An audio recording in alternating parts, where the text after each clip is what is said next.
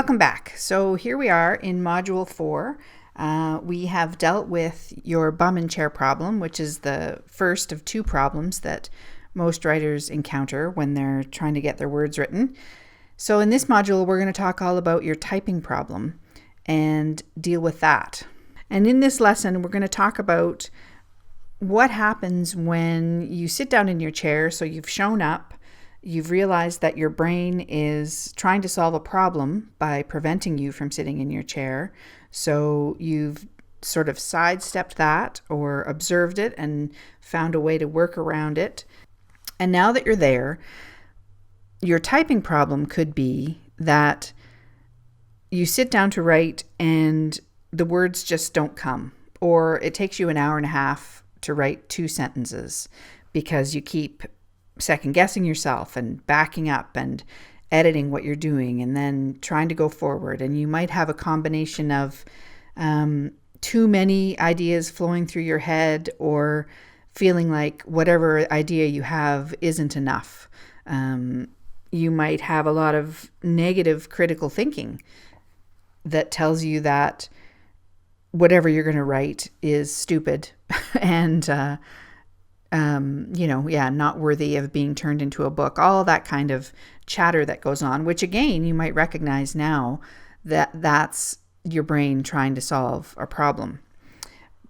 I think the classic example of the typing problem is in the movies, when they show a writer, it's always at a typewriter having trouble writing a book. And the reason they shoot it at a typewriter is because then the writer can rip the page out of the typewriter carriage and ball it up and throw it across the room. So metaphorically, that might be what's going on with you. But here's the key to solving this problem that we're going to call blank page syndrome. And that is that you're not actually writing a book. And I just want you to let that sink in for a second. And this is really key to getting over this typing problem. It's not actually a book that you're writing. What you're writing is a first draft.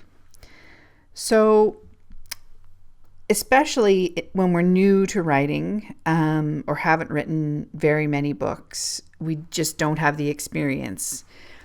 And we expect that the words that come out onto the page need to be exactly the way they're going to be when they get out into book form. And that's what paralyzes us. And we think it has to be funny at the moments that it's supposed to be funny, and it has to be, anxious or frightening at those moments. We think that the structure has to be perfect right from the get-go. And this is what ends up paralyzing us because we kind of know that we failed before we even start to type because there really is no way to do that. And there's a couple of things that I want to share that have been really helpful for people that I've taught in the past. So the first is what you can think of this first draft as is a block of clay. And this is the metaphor that I love to use. So if you were a potter, if you made things out of pottery clay on a wheel or not, and fired them in the oven, you could go to a store and purchase the raw material that you're going to use to create those pots. If you were a painter, you can go to a store and buy a canvas and paint and all that stuff. But as a writer, you don't have that luxury. You can't buy the raw material that you're going to turn into a book. You have to create it. So that's what I mean when I say you're writing a first draft. What you're creating is that raw ball of clay that you're going to turn into something that in the end will resemble a book. And one of the ways to get around this, and we're going to talk about this more in the next lesson actually, but one of the ways to think about it is to just barf out everything you need to say in an unrestricted way. And doing that will bypass all that negative thinking in your head. And when I worked in a corporate office, people knew that I was a writer, and they would come to me when they were struggling, even just writing a memo. I vividly remember an example where somebody came to me. She was just needed to write a short memo, like it would be 1 page to send out to her colleagues or whoever it was. And so we talked about this exact concept that I'm talking about in this lesson. I encouraged her to just sit at her computer and just blurt out all the ideas she had around what needed to be in this memo. And not worry about structure. Definitely don't worry about grammar or punctuation or anything like that at that point. Just put it all down, because the idea is that then you've got all the time in the world to go back and revise it. And she was stunned by how this one tiny little tip changed everything for her. And from then on, while I worked with her, she would often mention to me, hey, I wrote such and such today, and I did it in 15 minutes, and it was super easy. And I just used that tip that you said to just blurt it all out, treat it like a first draft or a raw ball of clay, and out it came, and then I fixed it later. So this is a really simple tip, but don't be fooled by the simplicity of it. It's really, really powerful. So when we have a typing problem, as I'm calling it, this is what we're running into. You've managed to get your bum in your chair, but then feel stuck. And it's because you're trying to write a book, essentially. And what you really need to teach yourself to do and to practice is to just write a first draft.